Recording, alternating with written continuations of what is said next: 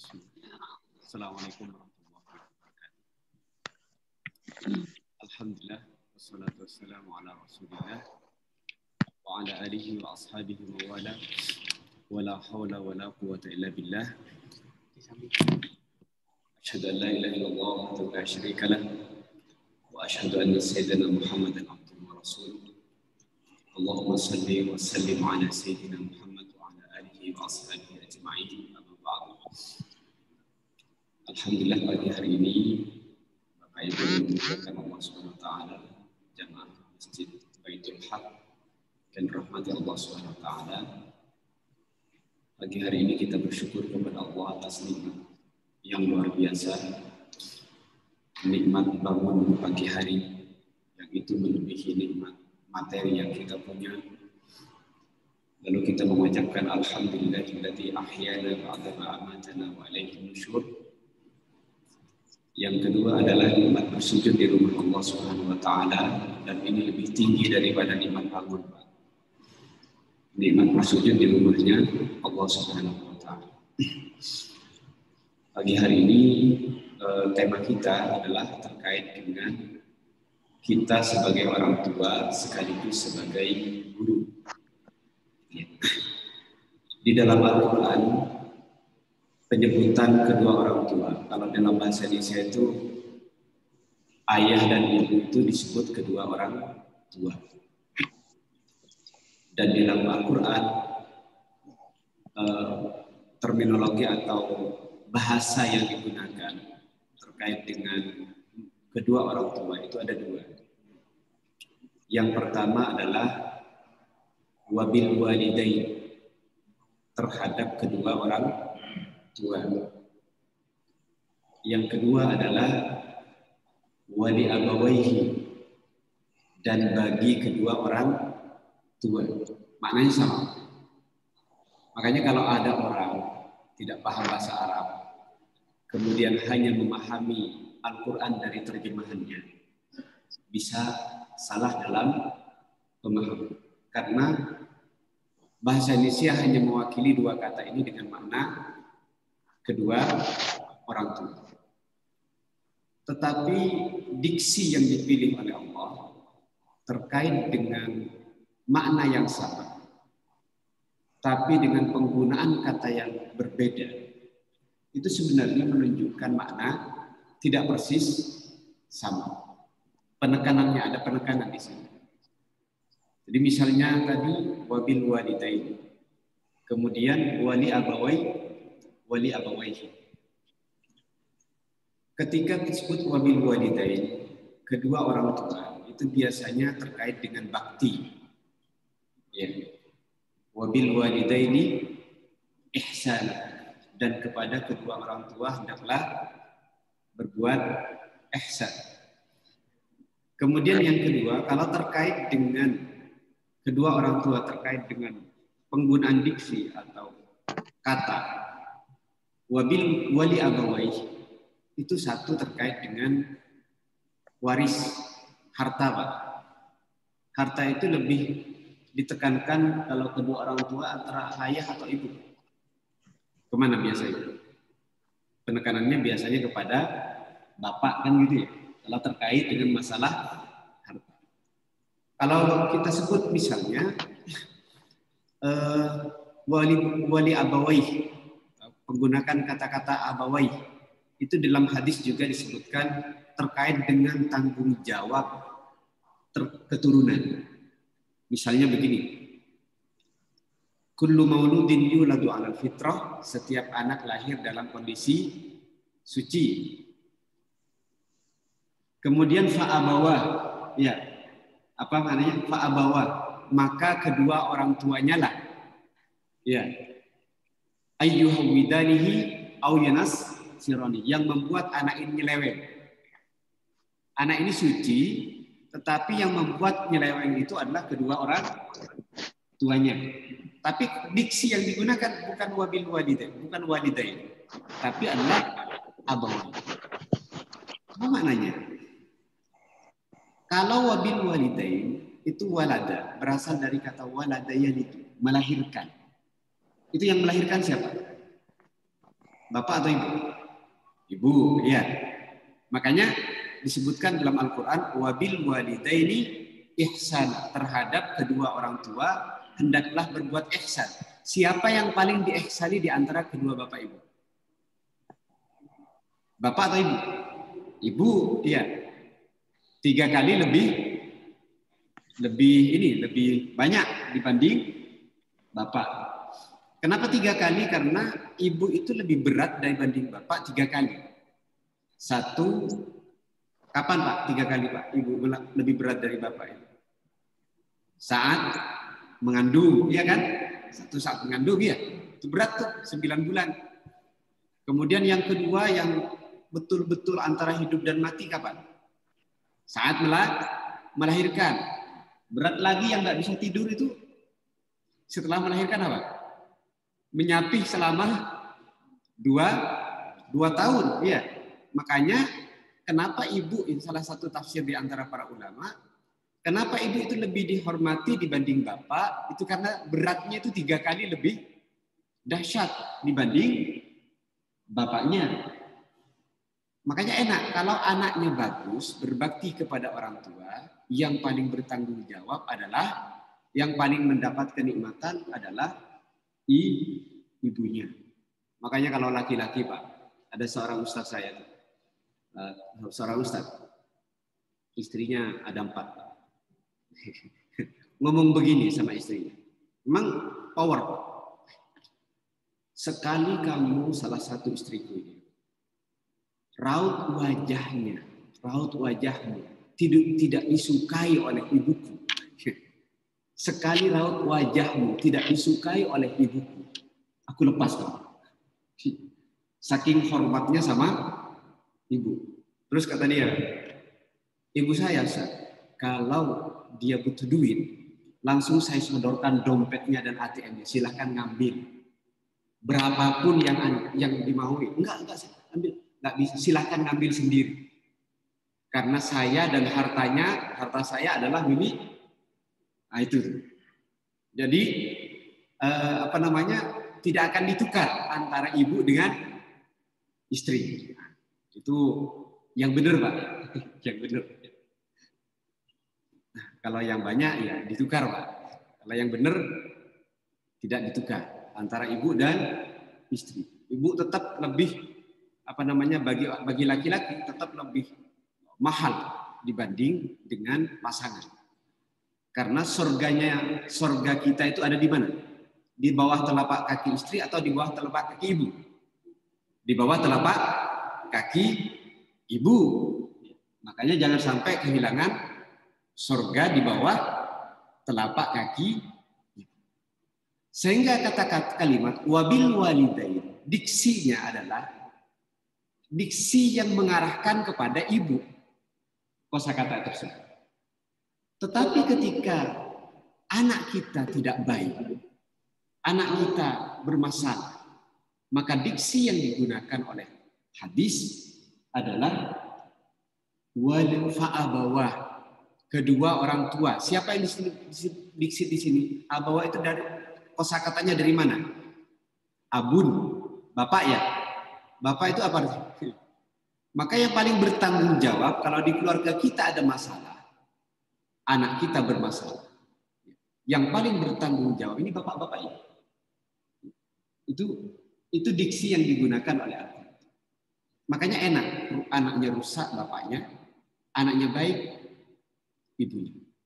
Itu bukan berarti nanti anak itu nggak berbakti sama bapak, enggak. Tetap berbakti kepada kedua orang tua. Ya. Hanya lebih ditekankan kepada itu yang kedua, yang pertama, karena tema kita adalah orang tua dan guru sebagai guru. Yang kedua, kita bahas guru. Orang tua sudah kita bahas, kedua adalah kita bahas guru. Guru itu apa? Guru itu di dalam Al-Quran fungsinya ada 2, tugasnya ada 2. Yang pertama adalah sebagaimana misalnya dalam surat Al-Kahfi, fawajada abdan.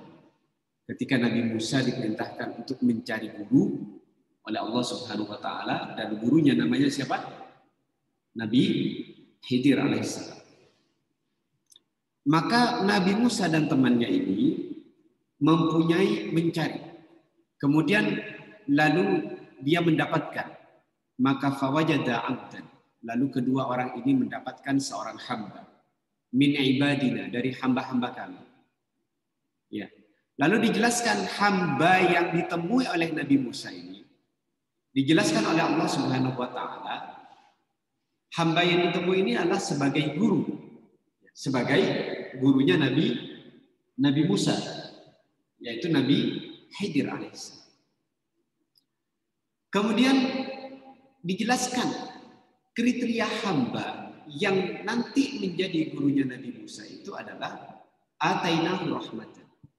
Kami berikan sifat rahmat kepada Nabi Khidir. Wa 'allamnahu min ladunna ilma, dan kami beri kapasitas ilmu. Jadi gampangnya Pak, guru itu tugasnya dua. Satu, kan ada istilah pendidikan, ada istilah pengajaran. Kalau pengajaran itu terkait dengan ilmu, ya. Kalau pendidikan itu terkait dengan apa Pak? Mendidik anak. Terkait dengan perilaku, ya, akhlak, cara beragama, itu pendidikan. Walaupun sebenarnya dua kalimat ini tidak bisa dipisah. Artinya orang tidak akan bisa mendidik tanpa mengajar. Tapi kalau dipisah, itu mempunyai stressing sendiri. Sama dengan misalnya begini, iman dan Islam. Iman dan Islam ini nggak bisa dipisah. Karena iman ya Islam ya beriman. Tapi kalau dipisah itu mempunyai makna berbeda. Apa bedanya? Kalau Islam lebih kepada cara beragama dengan perilaku, kan begitu ya. Kalau beriman adalah cara beragama dengan keyakinan. Gampangnya begitu kalau dipisah. Tapi kalau dijadikan satu, dua ini, ya nggak bisa dipisah memang. Orang berislam ya pasti beriman. Orang beriman pasti berislam. Orang mendidik pasti mengajar. Orang mengajar belum tentu mendidik. Bedanya begitu. Nah, sekarang apa hubungannya atainahu rahmat? Rahmat Allah Subhanahu wa taala yang paling besar itu apa? Rahmat Allah yang paling besar adalah beriman dan berislam, kan begitu. Berarti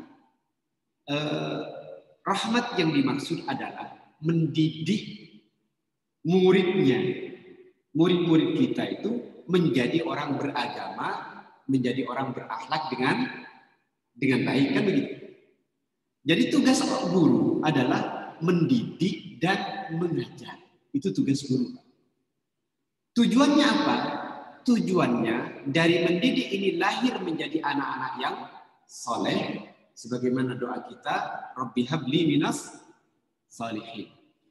Yang kedua adalah lahir anak-anak yang cerdas dengan ilmu. Makanya tidak cukup hanya sekedar mendidik. Nah sekarang begini, hubungannya orang tua dengan peran guru ini yang mana? Apakah orang tua juga harus mendidik dan mengajar? Atau orang tua cukup mendidik dan mengajar bisa ke orang lain? Atau orang tua mengajar saja, mendidik kepada orang lain? Yang mana Pak? Kalau mendidik mengajar kan belum tentu Bapak ahli Al-Quran. Siapa yang ngajar Al-Quran kalau kita bukan ahli Al-Quran? Pindah ke orang lain yang ngajar Quran bisa kepada orang lain. Tapi kalau mendidik, bisa nggak mendidik itu dipindahkan ke orang lain? Tanggung jawabnya. Saya nggak bisa didik ini, saya titip ke orang lain. Bisa, tapi yang tidak bisa adalah tanggung jawab orang tua mendidik. Karena itu mendidik itu kewajiban. Kalau mengajar itu kemampuan. Mendidik itu namanya apa? Setiap orang tua wajib mendidik anaknya di rumah. Kan ada di rumah itu. Tapi tidak setiap orang tua wajib mengajar. Kenapa? Karena kemampuannya sangat bergantung kepada kemampuan. Nah, apa yang dimaksud mendidik? Nah, itu. Makanya di dalam Al-Quran nanti mendidik itu lebih kepada kepekaan kita sebagai guru terhadap perubahan perilaku. Makanya Pak, kenapa bangsa kita ini tumbuh orang pintar tetapi sisi akhlaknya atau sisi agamanya buruk? Kenapa Pak? Sebabnya kenapa dulu? Kenapa? Gurunya kenapa dulu? Gurunya. Karena gurunya hanya bisa mengajar, tapi tidak bisa mendidik. Coba misalnya, kita sebagai profesi guru ya, datang ke sekolah itu ingin mengajar atau ingin mendidik? Ngajar. Anak-anak misalnya sedang kita lewat depannya ya, anak-anak pacaran misalnya, itu dibiarkan atau ditegur? Yang banyak dibiarkan. Oh, bukan urusan saya, itu urusan guru agama, kan begitu Pak. Makanya syarat guru itu Pak. Ini kalau kita punya lembaga pendidikan, syarat guru itu yang pertama dia harus baik agamanya. Itu yang pertama. Jadi mau merekrut guru apa saja, yang pertamanya dia harus baik agamanya. Jangan pinter dulu, Pak. Kenapa? Karena kewajiban dasar dari guru, semua guru apapun materinya nanti adalah dia harus mampu mendidik sebelum dia mampu mengajar. Nah, kesalahan kita adalah yang penting bisa ngajar walaupun tidak bisa mendidik. Akhirnya apa? Yang bukan guru agama nggak peduli kepada anak siswa. Ya. Yang guru itu urusan guru agama, bukan saya guru olahraga. Saya guru matematika, bukan urusan saya. Berarti orang yang begini ini hanya bisa ngajar tetapi tidak bisa mendidik. Nah, orang tua itu harus bisa mendidik. Artinya harus punya kemampuan, rasa tanggung jawab dalam mendidik. Sehingga bahasa Al-Quran kalau terkait dengan mendidik ini, bahasanya itu adalah wal yakhsha, khasyah, punya rasa takut ya kepada Allah Subhanahu wa taala kalau nanti melihat anak-anak kita itu nyeleweng. Jadi beda, Pak. Kalau khauf, takut, dalam bahasa Al-Quran ada khauf, ada takut, Pak. Khauf itu kepada sesuatu yang takut juga kepada Allah bisa menggunakan khauf. Takut kepada makhluk juga menggunakan khauf. Tetapi khusus khasyah ini adalah takut yang disertai dengan pengagungan. Jadi kalau kita misalnya memandang anak-anak kita, memandang teman-teman kita itu, atau memandang orang, khasyah itu adalah takut kalau orang ini yang merupakan hamba Allah yang dititipkan kepada kita, tiba-tiba anak ini menjadi anak yang tidak baik. Jadi ada rasa tanggung jawab yang sangat besar pada orang tua. Masyaallah muslimin yang dimuliakan Allah Subhanahu wa taala. Karena itulah jemaah sekalian, yang menarik begini. Antara orang tua dan guru. Orang tua dan guru itu Pak lebih butuh siapa Pak? Misalnya guru nih, orang tua, di sekolah ada guru, di rumah ada orang tua. Anak kita baik itu lebih butuh siapa?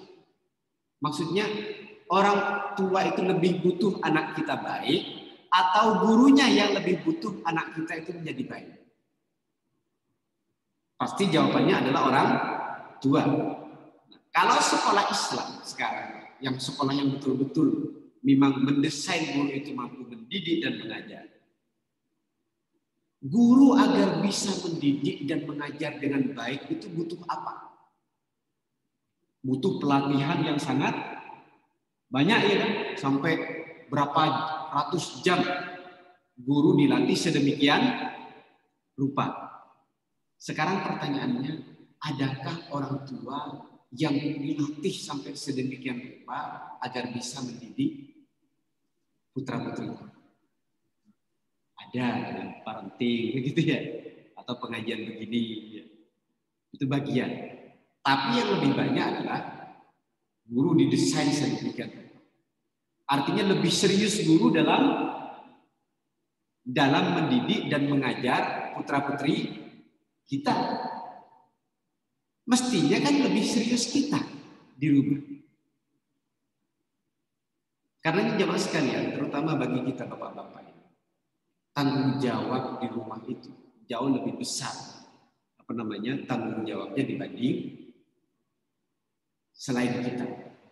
Karenanya orang laki-laki itu dosanya nanti. Ada berapa Pak dosa laki-laki di rumah?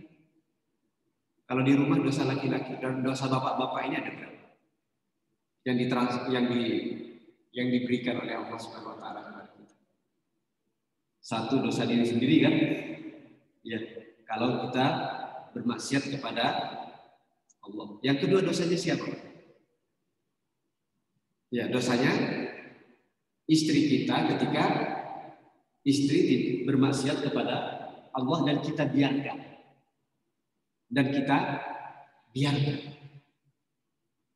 Yang ketiga adalah dosa siapa? Dosa anak kita ketika anak kita dibiarkan bermaksiat kepada Allah. Makanya Pak, rasa tanggung jawab Bapak sekarang HP misalnya, punya kewajiban nggak Bapak memeriksa HP anak? Dari rasa tanggung jawab ini, bahwa Bapak punya tanggung jawab terkait dengan perilaku perubahan anak, ya kan? Setiap kita punya tanggung jawab mendidik anak, punya kewajiban nggak untuk memeriksa sebagai rasa khawatir itu?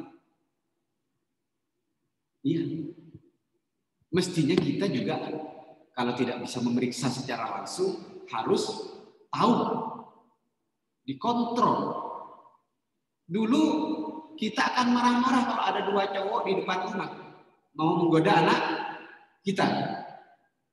Diusir ya, sebagai rasa tanggung jawab.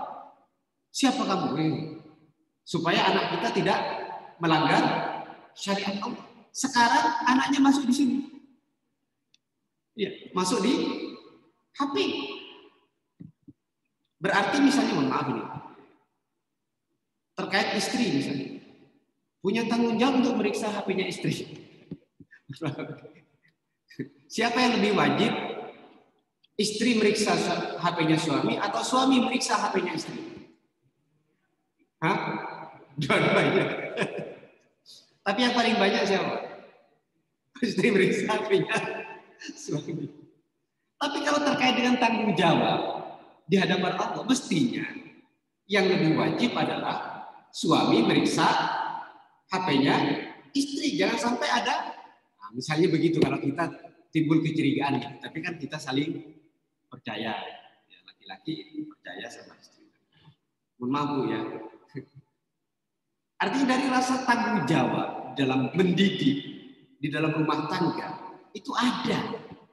Mestinya kalau kita khawatir, kan kata Allah waliyahsya, hendaklah orang tua itu khawatir. Lau taraku min khalfihim dzurriyyah di'afa, kalau dia meninggalkan anak-anaknya itu lemah agamanya. Bukan lemah kesejahteraannya, Pak. Kesejahteraan itu nomor sekian gitu. Yang pertama adalah lemah agama, lemah akhlaknya. Kalau kesejahteraan itu gampang, miskin juga nggak masalah untuk anak kita.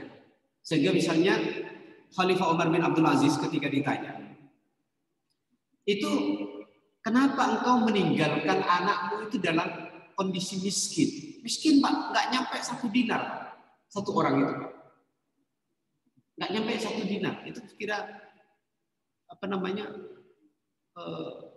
kecil sekali. Maka jawaban beliau itu, kalau anakku bermaksiat, maka aku telah membantunya tidak bermaksiat dengan harta yang aku tinggalkan. Beliau. Kalau anakku menjadi anak yang soleh, maka Allah lah yang akan menjaga anakku.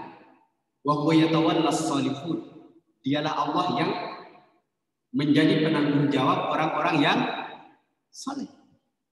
Itu jawaban Umar bin Abdul Aziz. Makanya anak-anak beliau itu, Pak, ya, walaupun ditinggali 11 anak itu berapa riyal, berapa dinar, enggak nyampe 9 dinar. 11 anak diberikan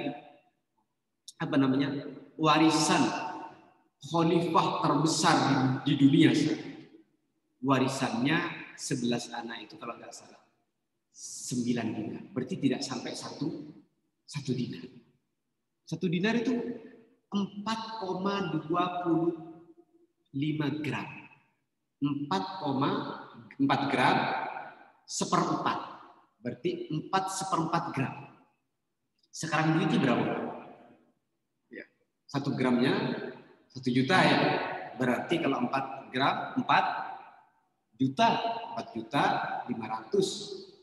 Tapi karena tidak sampai sekitar 3,5 gram, berarti 3.500.000. Ya. Diwarisi 3.500.000. Tapi setelah itu, khalifah berikutnya itu mewarisi setiap anak itu 1.000 dinar. Khalifah berikutnya mewarisi putra-putrinya dengan 1.000 dinar. Nah, yang cerita ini bercerita. Dan saya mendapati 15 tahun setelah itu, ya, salah satu anaknya Khalifah Umar bin Abdul Aziz itu bersedekah 100 kuda untuk berjihad di jalan.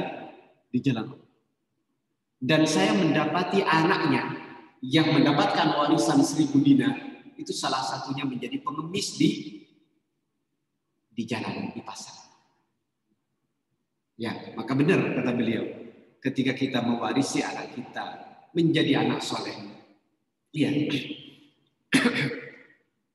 maka orang tuanya tenang. Kenapa? Karena Allah Subhanahu Wa Taala yang akan menjaga dan menanggung. Sehingga misalnya dalam surat Al-Kahfi ada seorang anak, ada 2 anak yatim yang diperbaiki rumahnya oleh Nabi Khidir alaihissalam.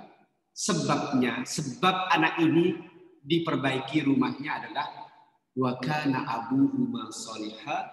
Dulu orang tuanya itu orang tua yang baik, orang tua yang taat, yang selalu datang ke Masjid Baitul Haq.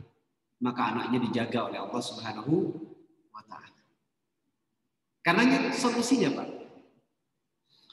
kalau anak-anak kita bermasalah, ya, maka yang pertama suatu hari ketika Khalifah Umar bin Khattab itu ditanya, ada seorang anak yang durhaka kepada Khalifah Umar bin Khattab, maka yang pertama setelah itu dimarahi anak tersebut langsung balik nanya, Khalifah Umar, apa anak itu punya hak dari orang tuanya? Oh iya, ada. Apa? 3, kata Khalifah Umar. 3. Ini proses mendidik, Pak. Makanya tanggung jawab mendidik sebagai seorang bapak, sebagai seorang ibu. Nah, tanggung jawabnya ada di bapak, tapi perannya bisa dengan ibu. Ya, makanya nanti kalau ada istilah begini, bapak itu kepala sekolahnya, ibu adalah gurunya. Ya, yang memberi arahan bapak, tapi yang mengajar setiap saat, yang mendidik, mendampingi, yang sangat berpengaruh perilakunya adalah ibunya. Maka kata Khalifah Umar yang pertama adalah haknya seorang anak itu adalah ibu yang baik.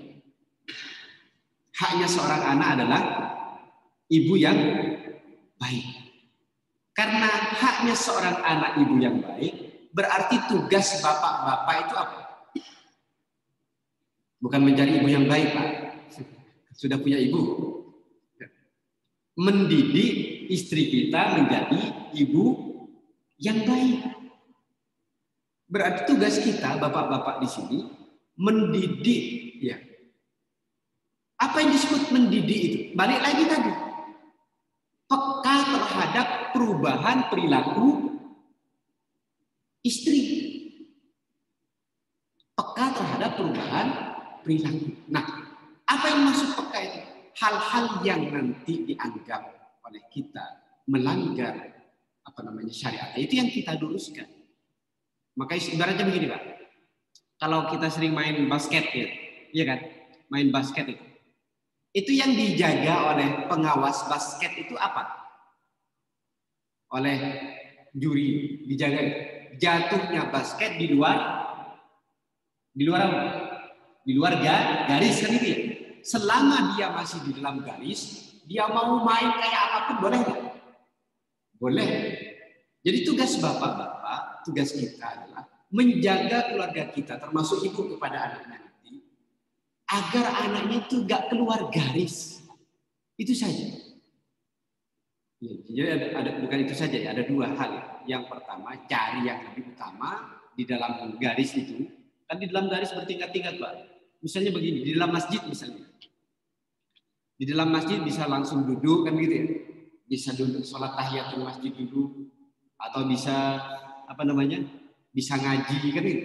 Tapi orang yang diam di masjid, yang ngaji, yang sholat tahiyatul masjid, itu kan juga artinya itu di dalam garis, walaupun beda-beda pelaksanaannya. Makanya memandang orang itu paling gampang, Pak. Nilai baik minimal, mohon maaf. Ini kadang-kadang kita terlalu ekstrim, Pak. Itu kemarin begini, ada seorang akhwat ngomong ke saya, laki-laki itu nggak baik, Ustaz. Kenapa nggak baik? Nggak senang ngaji dia, Ustaz. Majelis taklim dia langsung keluar. Saya balik tanya, memang kalau dia nggak ikut majelis taklim dosa nggak? Ya enggak, Ustaz. Berarti kalau orang nggak mengerjakan maksiat, baik nggak? Ya baik gitu. Artinya dia ngasih standar baik itu kalau dia mengerjakan hal-hal utama. Padahal standar baik paling minimal itu apa? Tidak bermaksiat kepada Allah. Walaupun dia tidak ikut majelis taklim, misalnya maaf ya, tapi dia tidak bermaksiat. Berarti orang ini sebenarnya standarnya masuk dalam kategori baik.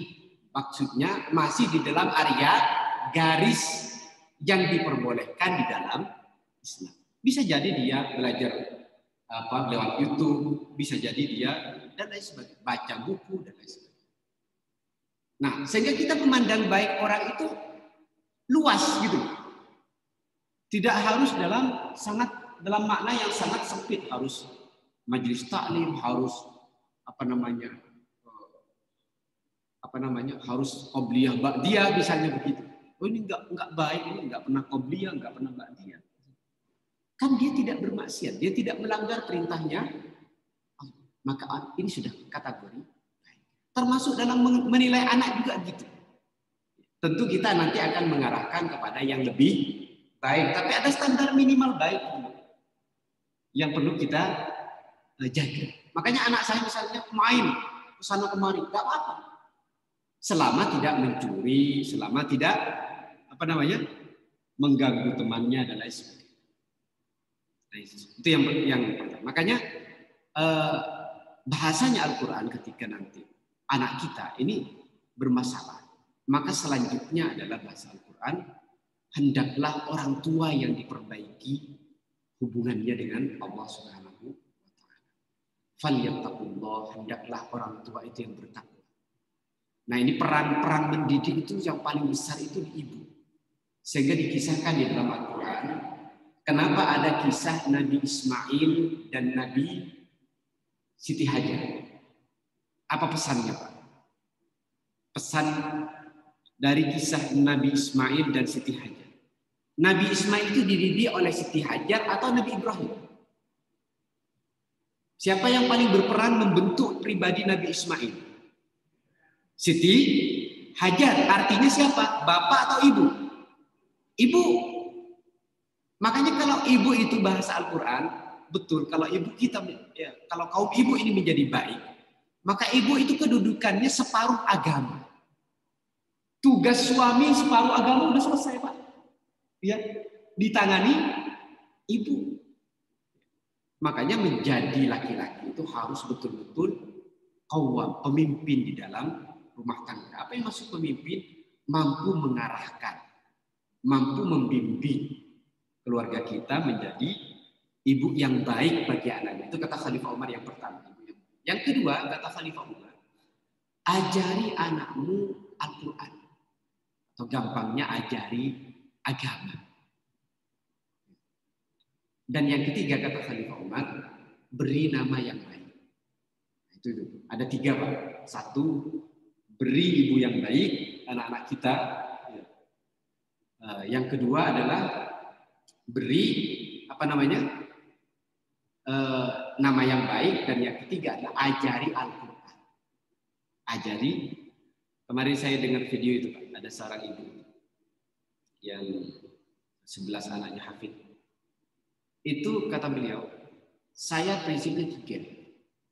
1, untuk mengajar menghitung karena saya bisa, itu selesai di saya.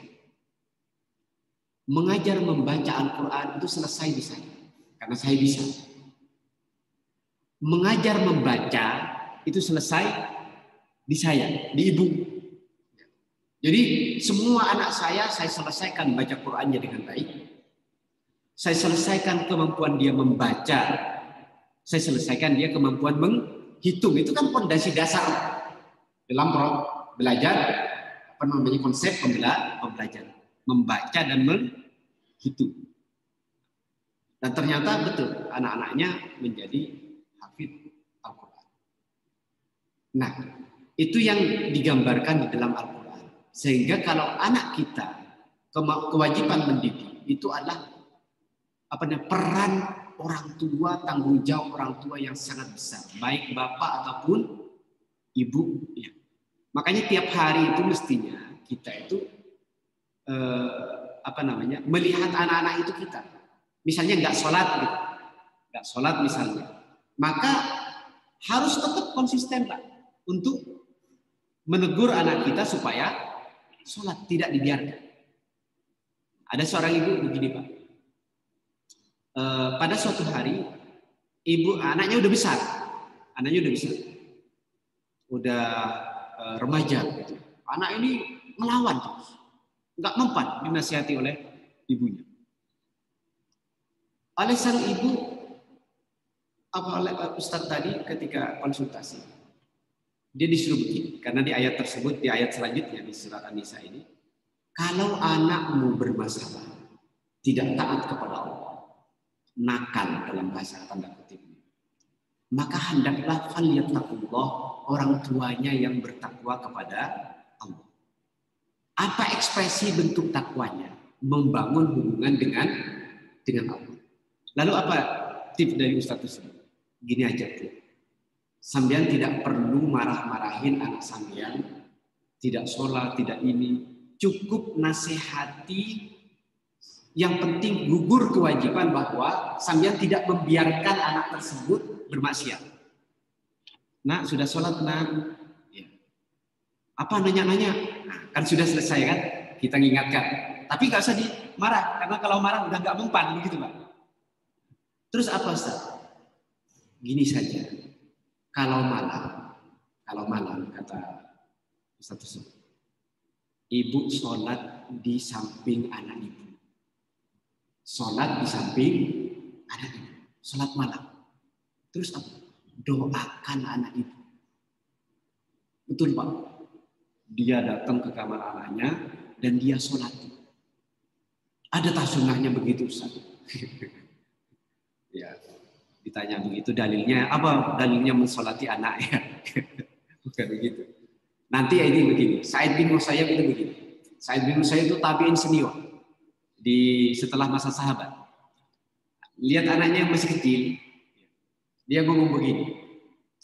Demi engkau anakku, kata dia, aku memperbanyak sholat. Demi engkau anakku, aku memperbanyak sholat. Artinya dia sholat kepada Allah, kemudian mendoakan putra-putrinya. Benar, Pak.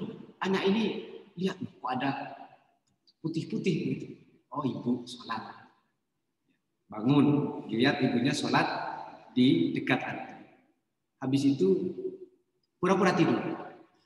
Malam berikutnya lihat lagi ibunya sholat di dekat tempat tidur anak.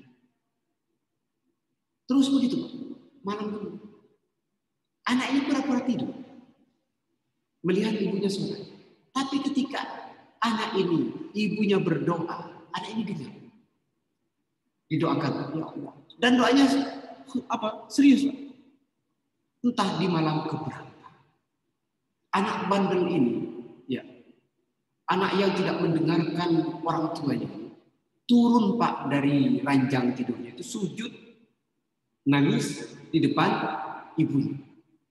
Makanya kalau anak kita bermasalah Pak, itu solusinya bukan pada anak, tetapi pada orang tua. Bahasa Al-Quran. Falyattaqullah. Bangun hubungan orang tua dengan Allah. Baru yang kedua, waliyaqulu qaulan sadida. Komunikasimu itu loh diperbaiki. Cara ngomongmu itu loh ke anakmu itu diperbaiki. Jangan marah-marah tok itu. Falyaqulu waliyaqulu qaulan sadida. Itu resep Al-Quran Pak. Kalau dalam kita ingin memperbaiki keturunan kita. Pertama, kalau betul-betul ingin mendidik anak kita, punyai kepekaan, kata Al-Quran. Hendaknya orang tua ini peka betul terkait perubahan perilaku anak. Kalau anaknya ini memang nggak bisa dididik dengan benar, sudah narkoba dan lain sebagainya, sudah tetap ingati, peringati sekedar kewajiban kita melaksanakan tadi itu sampai agar tidak terjadi konflik gitu dengan orang tua dan anak. Bangun hubunganmu dengan Allah Subhanahu wa taala, lalu komunikasi diperbaiki, cara ngomongnya dengan. Saya pikir itu Pak. Mudah-mudahan pertemuan kita pada pagi hari ini membawa keberkahan dari Allah Subhanahu wa taala. Kesimpulannya saya simpulkan dulu Pak, biar nanti orang tua sebagai guru. Nah, orang tua di dalam Al-Quran itu ada dua. Yang pertama adalah orang tua yang stressingnya kepada ibu, yaitu berbakti kepada kedua orang tua. Yang kedua adalah orang tua yang stressingnya kepada bapak, yaitu terkait dengan harta waris atau terkait dengan perubahan perilaku anak yang tidak baik, maka menjadi tanggung jawab bapak.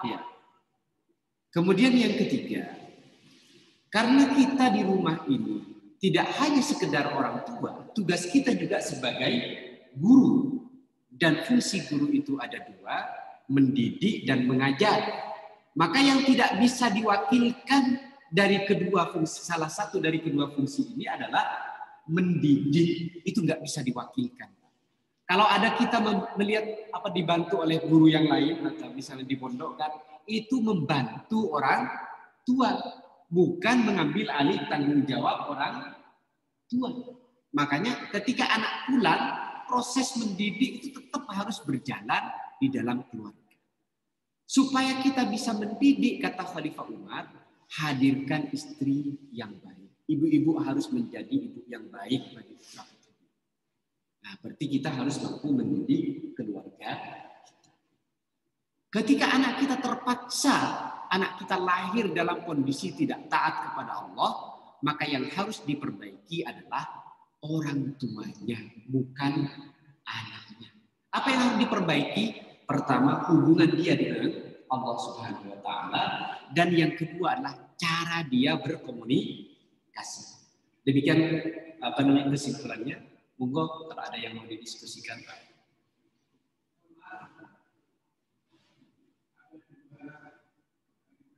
Silahkan.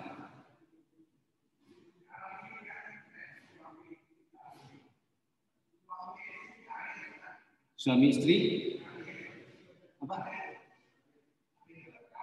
Oh, karir gitu. Iya, betul.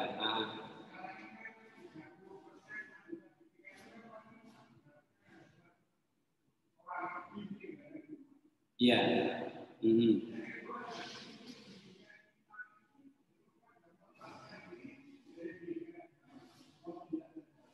Iya.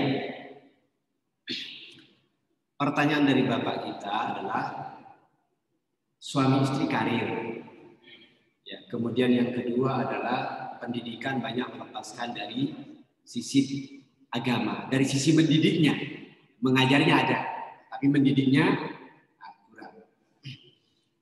Nah, itulah PR kita, Pak. Yang pertama kalau masalah istri karir, ya, maaf nih ya, nggak masalah sebenarnya istri kerja di luar, itu boleh. Tetapi yang wajib adalah mengurus keluarga. Ada wajib, ada boleh. Ini bisa dipahami Pak ya? Ada wajib, ada boleh. Yang wajib adalah mengurus rumah tangga. Kerja di luar, makanya hebat istri Pak kalau bisa mengerjakan dua-duanya. Nah kalau Bapak kemudian maaf misalnya istrinya karir, tapi karirnya bukan karena nafkah misalnya, tapi karena potensi yang dimiliki oleh istri. Tetap mendidik itu nggak gugur Pak. Cuma nanti barangkali kita dibantu. Siapa menghadirkan pembantu yang baik, maka milih pembantu itu penting Pak. Ya, kalau seandainya ada sekolah pembantu itu, ya. Kalau seandainya ada sekolah pembantu itu, kita cari pembantu yang lulusan sekolah pembantu. Dibanding dengan asal comot pembantu. Hati-hati loh. Makanya penting sekali kehadiran pembantu di dalam rumah tangga kita. Ketika kita menyeleksi pembantu itu, cari pembantu yang memang membawa pengaruh baik kepada anak-anak kita. Ya konsekuensinya kalau karena nafkah, karena kewajiban suami sudah dikurangi dengan nafkah istri, maka ya nggak terlalu muluk-muluk lah untuk istri kan gitu ya. Ya kan beda Pak ya. Kalau nafkahnya 100% dari suami, lalu istri ibu-ibu misalnya ikut kerja, ya saling kompromi. Makanya di dalam Al-Quran Pak, suami itu harus punya hati yang lapangan Pak. Iya. Laki-laki itu harus hatinya luas. Artinya dia mampu menampung banyak keluh kesah. Iya. Dalam surat apa itu? Wa in ta'fu wa tasfahu wa taghfiru, enggak salah. Kalau kamu maafkan, kamu luaskan dan kamu ampuni, itu lebih baik. Jadi dalam proses ini nanti pembahasannya dalam kapasitas mendidik Pak, kalau laki-laki Pak. Apa kapasitas yang harus dibangun oleh kaum lelaki supaya bisa mendidik anak istrinya? Satu, kapasitas ruang hatinya harus luas. Nggak gampang tersinggungan. Itu. Sehingga nanti bisa mengarahkan istri menjadi wanita yang baik dan bertanggung jawab mendidik anak. Nah, ibu-ibu yang berkarir, maaf. Ya, ibu-ibu yang berkarir itu boleh, tetapi mendidik anak kewajiban. Jangan ditukar yang boleh dengan kewajiban. Bukan berarti saya melarang karir, enggak. Tetap silahkan, tetapi di otaknya ini harus ada rasa tanggung jawab yang besar di dalam dirinya, dalam diri seorang ibu. Saya harus menjaga anak-anak saya. Entah gimana caranya, menghadirkan guru dan lain sebagainya, itu silahkan. Itu yang pertama Pak. Jadi memang kompleks ya dalam kondisi hari ini ibu-ibu berkarir. Nggak masalah sebenarnya berkarir. Ibu yang anaknya 11 ini anggota DPR Pak. Tapi anaknya dulu anaknya 13 yang di Depok. 13 kemudian dia anggota DPR, nggak punya pembantu. Tapi karena dia punya ilmu ya, makanya penting sekali dalam keluarga itu bertumbuh dalam suasana ilmu, suasana majelis taklim terus-menerus, itu penting Pak. Karena kadang-kadang mulut ibu untuk menasihati suami nggak mempan, mulut suami untuk menasihati istri nggak mempan. Yang mempan adalah majelis taklim. Dengarkan nasihat, ustaz tiba-tiba berubah jadi baik. Makanya keluarga hadir majelis taklim itu ini didorong itu agar terus bertumbuh dalam proses perbaikan di dalam keluarga. Ya kayak sekarang ini Pak, mungkin ada yang mendapatkan hal baru mungkin sehingga nanti bisa memberikan eksekusi dalam keluarga. So saya harus begini. Itu yang pertama. Yang kedua, itu PR kita Pak. Alhamdulillah sekarang banyak pendidikan dulu waktu konsep kita masih sekolah. Ini kan kita lahir dari sistem pendidikan yang dulu Pak ya, yang sampean sebut menjauhkan dari agama. SD jauh dari agama ya, SMP jauh dari agama, SMA jauh dari agama, kuliah jauh dari agama. Yang ada kan pengajaran, pendidikannya hampir tidak ada. Maka lahirlah sekarang pemimpinnya. Sekarang kita jadi pemimpin yang jauh-jauh dari agama ini kan ya, jadi pemimpin. Makanya jadilah koruptor, rusaklah kondisi hari ini. Makanya kita merubah Pak, kalau ingin merubah kondisi bangsa kita itu rubah dari anak-anak kita. Kalau anak-anak kita masuk di jadi begini, bukan yang dimaksudkan itu pemahaman ilmu agama, bukan. Jadi walaupun dia kuliah di umum, tapi kalau perilaku beragamanya baik itu sudah bagus Pak. Jadi yang dimaksudkan oleh agama itu bukan seperti hafal Al-Quran, hafal hadis, bukan itu. Tapi perilaku beragama, bukan pemahaman ilmu agama, bukan. Yang dimaksudkan mendidik itu. Oh anak saya masuk di umum nggak belajar agama. Ya kalau kan belajar ada yang tingkatannya Pak, belajar agama. Ada yang wajib, apa yang wajib? Yang dikerjakan setiap hari itu wajib anak kita diajari. Sholat, baca Quran, apalagi Pak? Puasa, itu ilmunya wajib Pak diajari. Nah, ada nanti ilmu agama yang fardu kifayah. Yang wajib bagi sebagian, tidak wajib bagi yang lain. Hafal Quran itu tidak wajib pada semua orang. Ya kan? Nah itu maksud saya. Jadi yang dimaksudkan adalah perilaku beragama. Bukan harus materi agamanya harus banyak. Nah sekarang alhamdulillah Pak, konsep sekarang ini dengan banyaknya sekolah Islam swasta itu sudah berubah. Saya ini termasuk konsultan di bidang Al-Quran. Ya. Dan betul-betul mendampingi banyak sekolah Islam agar nuansa Qurannya itu bagus hasilnya. Dan alhamdulillah. Jadi kedepannya lah 20-30 tahun yang akan datang itu insya Allah enggak ruwet seperti sekarang. Karena generasinya sudah berubah. Ya, bukan generasi yang dulu jauh dari agama. Yang ke depan ini insya Allah dekat dengan agama. Ya, insya Allah. Mudah-mudahan. Cukup begitu Pak. Insya Allah. Alhamdulillah. Ada lagi? Baik. Kita berdoa kepada Allah Subhanahu wa taala. Asyhadu an la ilaha illallah wahdahu la syarika lahu wa asyhadu anna Muhammadan abduhu wa rasuluh. Allahumma shalli wa sallim ala sayyidina Muhammad walhamdulillahi rabbil alamin. Allahumma ighfir lil muslimin wal muslimat wal mu'minin wal mu'minat al-ahya'i minhum wal amwat ya wahid al-qahhar. Allahumma aslih lana dinana allati huwa ismatu amrina. Ya Allah, perbaikilah agama kami yang merupakan pegangan hidup kami. Wa aslih lana dunyana allati fiha ma'ashuna. Perbaikilah kehidupan dunia kami yang merupakan tempat pencaharian kami. Wa aslih lana akhiratana allati ilaiha ma'aduna. Perbaikilah akhirat kami yang merupakan tempat kembali kami. Waj'alil hayata ziyadatan lana fi kulli khair. Jadikanlah sisa umur kami ini Allah tambahan dalam amal-amal kebaikan. Waj'alil mauta rahatan lana min kulli syarr.